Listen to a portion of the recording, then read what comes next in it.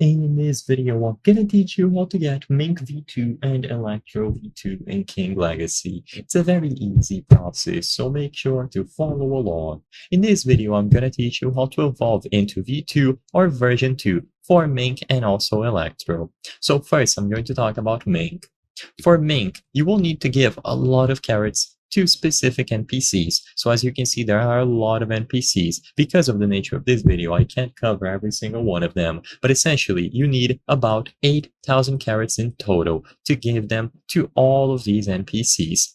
So you can find these NPCs on various locations, such as Fiore Island, where you started, then you will have in another building, on the Sky House in Fiore Island, Tundra Island, and so on. By bringing carrots and some belly to these specific NPCs, you will be able to get the quest done. So when you give all of these NPCs all of the 8,000 plus carrots, you will be granted Mink V2. So just look up all of these locations and you will be able to find them. Usually they have a question mark above their heads and they are miscellaneous NPCs. Next, for Electro V2, you will need to have the Mink race as a requirement, so make sure that you have Mink. You will need to get a bunch of carrots as well, and over 25 million belly. So you can get it after you do the initial quest for Mink V2, and after you acquire Mink V2, you will be able to meet the NPC Vince.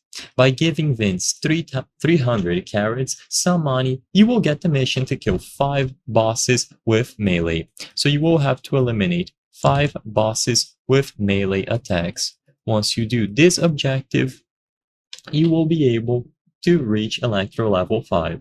Afterwards, kill Kaido 5 times alongside using Electro until you reach level 10, and then head to Fiore Island and pay the NPC in the mansion on the top of the wall.